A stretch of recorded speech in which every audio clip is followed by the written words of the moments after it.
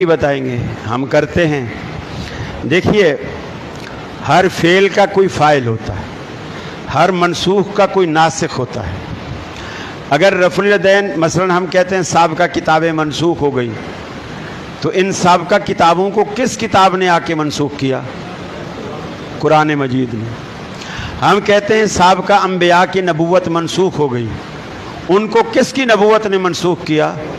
محمد رسول اللہ صلی اللہ علیہ وسلم نے۔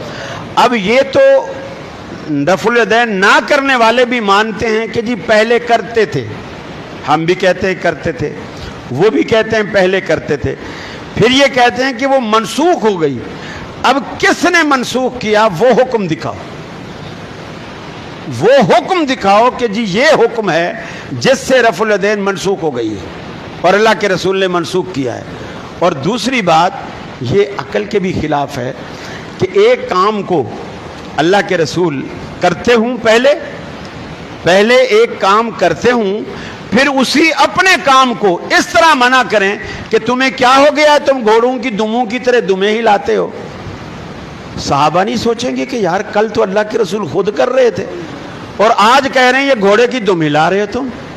ہم نے تو آپ کو دیکھ کر شروع کی ہے، آپ کو دیکھ کر۔ وائل ابن حجر رضی اللہ تعالیٰ عنہ اسلامک ہسٹری میں، صحابہ کرام کی زندگی میں سب سے آخری دور میں اسلام لانے والا صحابی ہے حضرت وائل ابن حجر۔ جسٹس تقی عثمانی نے اپنی کتابوں میں، درس بخاری میں جگہ جگہ بیان کیا اس بات کو کہ وائل ابن حجر آخر میں ایمان لانے والا صحابی۔ اور رسول اللہ صلی اللہ علیہ وسلم کے آخری سال، رسول اللہ صلی اللہ علیہ وسلم کے آخری سال 2 دفعہ وائل ابن حجر کی ملاقات ہوتی ہے۔ آخری سال 2 دفعہ ملاقات ہوتی ہے۔ ایک دفعہ ایسے موسم میں جیسے موسم میں آج ہم یہاں پسینہ پسینہ ہو رہے ہیں، اور ایک ایسے موسم میں کہ سردیاں تھیں اور اللہ کے رسول نے اپنے اوپر ایک چادر، شال جسے آپ کہہ لیں، سردی سے بچنے کے لیے وہ آپ نے اوڑھ رکھی تھی۔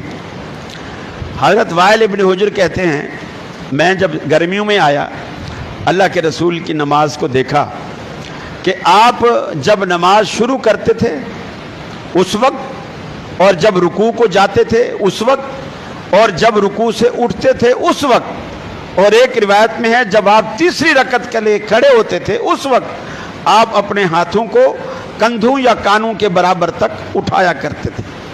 پھر کہتے ہیں سردیوں میں میری آخری ملاقات اسی سال، رسول اللہ صلی اللہ علیہ وسلم کا دنیا سے رخصت ہونے کا آخری سال، آخری سال میں میری 2 ملاقاتیں ہوئی، ایک گرمی میں ایک سردی میں۔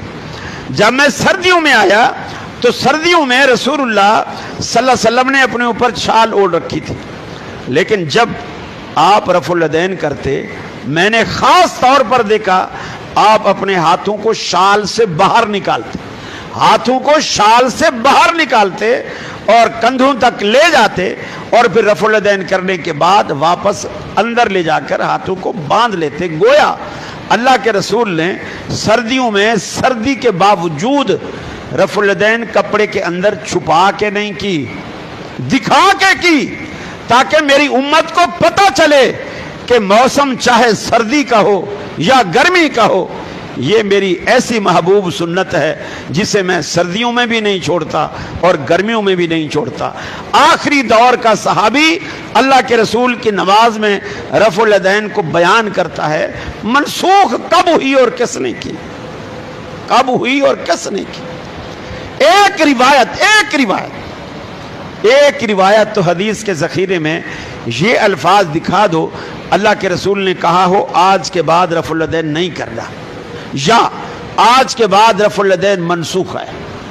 کوئی ایک لفظ تو منسوخی کا لفظ تو حدیث میں دکھاؤ نا، کچھ تو کرو۔ تو یہ دعویٰ دیکھو، دعویٰ تو یوسف کے بھائیوں نے بھی کہا تھا کہ یوسف کو بھیڑیا کہا گیا ہے، کہا تھا نا، لیکن آج تک اس کا وہ ثبوت دے سکے ہیں کہ یوسف کو بھیڑیا کہا گیا تھا؟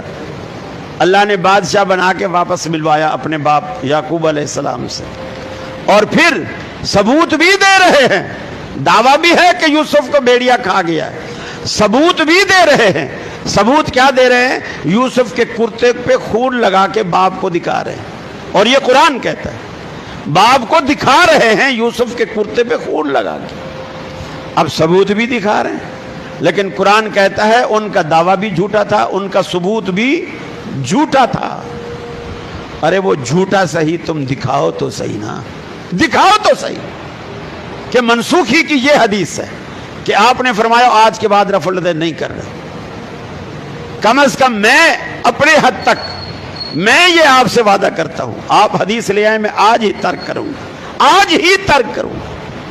اللہ کے رسول نے منسوخ کر دی ہو اور ہم کرتے بھی رہے، یہ کیسے ہو سکتا ہے؟